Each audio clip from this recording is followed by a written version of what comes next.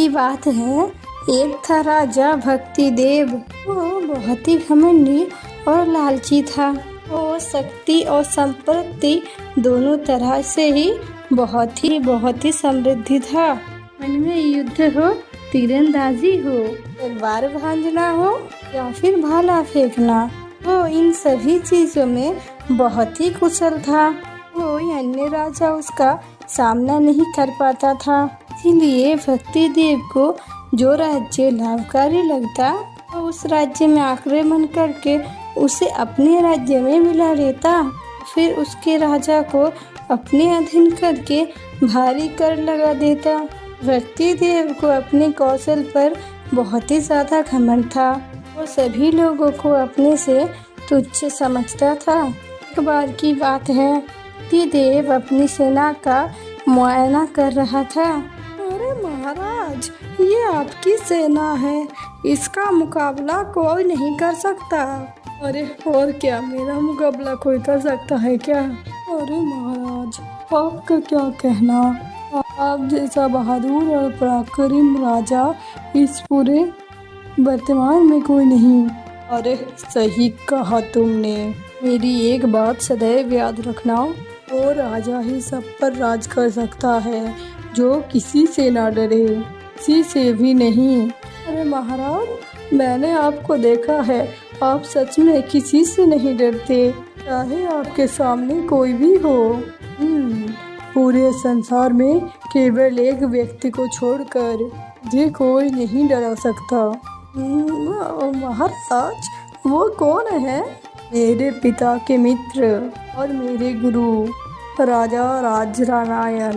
मैंने जो कुछ सीखा है उसी से सीखा है, पर वे अब न जाने कहाँ है। मैं कुछ समझा नहीं महाराज। मंत्री, मैंने सभी विद्याएं राजा राजेश से ही सीखी है। वो मेरे पिता के बहुत ही अच्छे मित्र थे। उनके सामने कोई भी नहीं टिक सकता था। मैं सदैव उनके जैसा ही बनना चाहता था। एक रात वो अपने महल पे सोए और सुबह वहाँ पर नहीं मिले। उसके बाद उनका कभी कुछ भी पता नहीं चला। हो सकता है दुश्मनों का किसी षड्यंत्र का शिकार हो गए हो। मेरा मतलब है कि उनका अपहरण करके मौत के घाट। अरे मंत्री, आप अपना मुंह बंद ही रखो। हाँ समा महाराज, समा। राजा राजेश वो व्यक्ति है जिसे उनकी मर्जी के बिना हवा तक नहीं छू सकती। इंसान तो बहुत ही दूर की बात है। अरे महाराज, तो फिर वो कहाँ चले गए? अरे ये तो वही जाने। अभी एक द्वार वाला आता है। महाराज की जय हो। महाराज, एक दूत संदेश लेकर आया है। राजमहल पर राजा अपने सिंहासन पर बैठ जाता है। मंत्री उसके पास ही खड़ा होता है। एक दूत हाथ में संदेश लिए आता है। मंत्री कहता है, अरे तुम अपनी परिचय देकर बताओ कि क्या संदेश लाए हो। महाराज, मैं आपके राज्य के सीमा से लगे 8वें राज्य चवन्ना का दूत हूँ। जिस राज्य का नाम ही उपहास पूर्ण है, वहाँ का राजा कैसा होगा। महाराज, जिस राज्य की 90% धरती जंगलों से भरी है, वहाँ पर चमन्ना जाति के आदिवासी रहते हैं, इसलिए हमारे राज्य का चमंगा राज्य नाम है। यही हमारी पहचान है। अरे ठीक है, ज्यादा बातें मत बनाओ। महाराज को बहुत ही सारा काम है। अरे क्या संदेश लाए हो? महाराज, हम जड़ी बूटियों का व्यापार करते हैं। आपके राज्य में व्यापार करने की अनुमति चाहते हैं। अरे उसके लिए तो कर देना पड़ता है। अरे जितना भी तुम व्यापार करोगे, हमें राज्य के खजाने में 40% कर जमा करना होगा, अन्यथा मेरे राज्य से व्यापार के बारे में सोचना भी नहीं। जी महाराज, इतना कहकर वो वहाँ से चला जाता है। कुछ दिनों बाद मंत्री राजा को राजकाज बारे में संबंधित कुछ बातें बताते हैं। महाराज, हमें किसानों से अधिक कर की उम्मीद करना व्यर्थ है। कि फसलें वर्षा की वजह से खराब हो रही है। और सबसे अधिक कर किस क्षेत्र से आ रहा है? महाराज, जड़ी बूटियों से। राज्य है ना चमंगा, उसका व्यापार यहाँ पर बहुत ही चल रहा है। मंत्री राजा के हाथ में बही खाता देकर सब कुछ समझाता है। राजा सब कुछ ध्यान से समझता है। तभी मन राजा सोचता है, अरे राज्य तो छोटा है और इतना ज्यादा कर्ज दे रहा है, इसका खजाना कितना होगा? वो राज्य तो सोने की मुर्गी है। अगले दिन राज्यसभा में सेनापति आता है। भक्ति देव उसे कुछ निर्देश देता है। जैसी आपकी आज्ञा महाराज। तमंगा राज्य पर कल आक्रमण हो जाएगा। अरे मुझे वो राज्य हर हाल में चाहिए। महाराज, सेनापति के वहाँ से जाने के बाद, अरे ये क्या महाराज, तमंगा हमें सबसे अधिक कर देता है, फिर आक्रमण क्यों? चमंगा सोने की मुर्गी है, ये मुर्गी मेरे सिवा किसी और की नहीं हो सकती। जी जी महाराज। अरे मंत्री, तुम नहीं समझोगे, इसीलिए तो मैं राजा हूँ और तुम मंत्री। अगले दिन सेनापति बौखलाया हुआ राज्यसभा में आया। महाराज महाराज। अरे सेनापति, इतना घबराए हुए क्यों हो? अरे क्या बात है, मेरे सेनापति होकर इतना क्यों घबराए हुए हो? महाराज, जो चमंगा राज्य इतना छोटा दिखता है वास्तव में है नहीं। अरे मैं कुछ समझा नहीं। अरे महाराज, हमारी इतनी बड़ी सेना उसकी छोटी सेना के सामने 1 घंटा तक नहीं टिक पाई। सैनिक डर कर भाग आए। अरे क्या, मेरी सेना डर गई और उन चुटकी भर सैनिकों से, और तुम मुझे कौन सा मुंह दिखाने चले आए? तुम खुद ही युद्ध में जाओ, मुझे चमंगा किसी भी हाल में चाहिए। यदि तुम युद्ध में हारे तो मैं तुम्हें मार डालूंगा। सेनापति हाँ में सिर हिलाकर चला गया। मंत्री कहता है, अरे सोचा नहीं था ऐसा होगा, चमंगा तो बहुत ही छोटा सा राज्य है। खामोश। अगले दिन सभा में भक्ति देव कुछ पत्र को देख रहा था। तभी मंत्री बौखलाया हुआ आया। ये देखकर, अरे क्या हुआ, तुम्हारा चेहरा क्यों उतरा हुआ है? यह बुरी खबर है महाराज। अरे कैसी बुरी खबर? महाराज, कल सेनापति स्वयं युद्ध के लिए गए किंतु लौटे नहीं, ना जाने कहाँ गायब हो गए। कायर कहीं का डर कर छिप गया है। मंत्री कुछ भी नहीं कहता। अरे युद्ध का क्या हाल है? हम हार गए महाराज, हमारी पूरी सेना भाग खड़ी हुई महाराज। अरे ऐसा क्या है वहाँ? अब मैं खुद ही वहाँ पर जाऊँगा। अरे महाराज, आप कहाँ भक्ति देव हो, वह राज्य कभी हार नहीं सकता। सेना एकत्रित करो, युद्ध मैं करूँगा। भक्ति देव हाथ में भाला पकड़े, कमर पर तलवार लटकाए, ने सेना के साथ घोड़े पर बैठकर युद्ध के लिए निकला।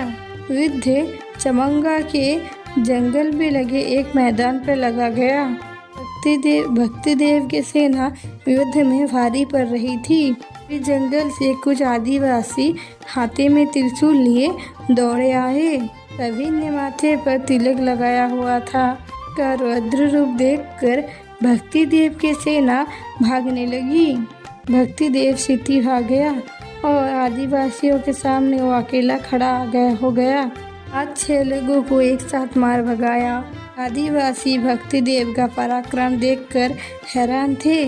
भी आदिवासी वापस जंगल में भाग गए। उन्हें देखकर भक्ति देव घमंड से बाकी सब पर चिल्लाया, अरे तुम लोग भी भाग जाओ, वरना मैं किसी को नहीं छोड़ूंगा।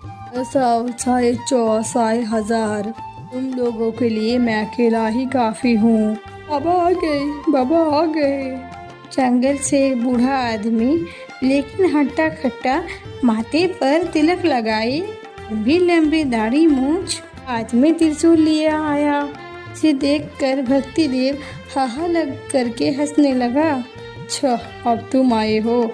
चमंगा में सभी युवक मर गए लगता है, तो बुढ़े लोग युद्ध करेंगे। अरे क्यों, तुम्हें कोई आपत्ति है? युद्ध बराबरी का हो तो ही युद्ध कहलाता है। तुम्हारे साथ तो खेल होगा। अब ठीक है, तो फिर खेल सिर्फ हम दोनों के साथ ही खेला जाएगा। यह बेचारे निर्दोष लोग क्यों बीच में पड़े? इतना रक्त बहाना ठीक नहीं। तभी सैनिक युद्ध रोक कर दोनों को देखने लगे। अरे चल आ जा, तुझे खेल खेलना सिखाता हूँ। अरे अपना ये त्रिशूल तो ले ले, वरना बेमौत मारा जाएगा। और तेरे जैसों का घमंड चूर करने के लिए इसका कोई आवश्यकता नहीं है। अब इसके पास शस्त्र है, अब निहत इनका सामना करेंगे। अरे कोई बीच में नहीं आएगा।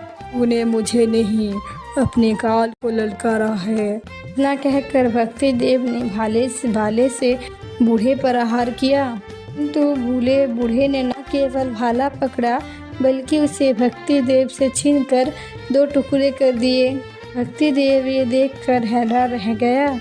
उसे अंदाजा नहीं था कि इस बूढ़े दिल में इतनी ताकत और ऊर्जा हो सकती है। तब भक्ति देव ने अपनी तलवार निकालकर उस बूढ़े पर वार किया, लेकिन बूढ़े ने तलवार पकड़कर दूर फेंक दी। भक्ति देव के आंखों से क्रोध झलक रहा था। उसने बूढ़े का हाथ पकड़कर मोड़ना चाहा, लेकिन उसने पलटकर उसे ऐसा धक्का दिया कि भक्ति देव के लिए संभलना मुश्किल हो गया। भी लोग जोर जोर से हंसने लगे। घमंडी राजा, देखी बाबा की ताकत। ये सुनकर भक्ति देव गुस्से में बूढ़े के पीछे भागा। ने बूढ़े को धक्का दिया। वो पास पड़े लंबे बांस से टकरा गया। बूढ़ा बांस खड़ा करके उसके एक सिरे को पकड़कर एक छलांग में पास लगे बड़े से पेड़ में पहुंच गया। वो भक्ति देव सोच क्या रहा है? चल आजा, खेल खेलते हैं। बांस के सहारे छलांग लगाकर पेड़ पे पहुंचने की कला भक्ति देव को नहीं आती थी।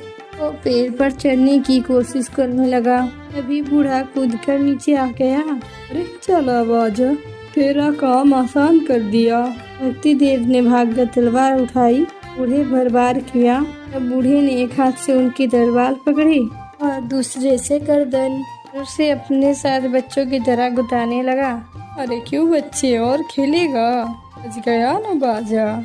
भक्ति देव की नजरें बूढ़े के आंखों पर टिक गई और वो उन्मत्त हो गया। कुछ वक्त तक उसके आंखों से सब कुछ उछल हो गया। उसे केवल उड़ती हुई धूल दिखाई दी। ऐसा लगा जैसे आंधी आई हो। फिर सब कुछ सामान्य हो गया। भक्ति देव को याद आया, ये विद्या तो केवल राजा राजेश जानते थे। उन्होंने भक्ति देव को बचपन में केवल एक बार ऐसा अनुभव करवाया था और उनकी ये विद्या सीखने की जिद करने पर भी राजा राजेश ने उसे ये नहीं सिखाई। भक्ति देव बूढ़े के पैरों पर गिर पड़ा। बाबा मुझे क्षमा कर दीजिए, मैं आपको पहचान नहीं पाया। अरे अब समझे, मैंने तुम्हें यह विद्या क्यों नहीं सिखाई थी? मुझे भी स्वयं पर बहुत ही घमंड हो गया था, इसीलिए मैं चुपचाप राजे से जीवन त्याग कर यहाँ आ गया। रक्तपात से घृणा हो गई है। और आज भी अगर मातृभूमि का रक्षा का प्रश्न ना होता तो मैं कभी तुम्हारे सामने नहीं आता। जी बाबा, मुझे मेरी गलती का अनुभव हो गया है। उसके बाद सभी जंगल में स्थापित शिव प्रतिमा के सामने खड़े होकर पूजा करते हैं और हर हर महादेव के नारों से वातावरण गूंज उठता है।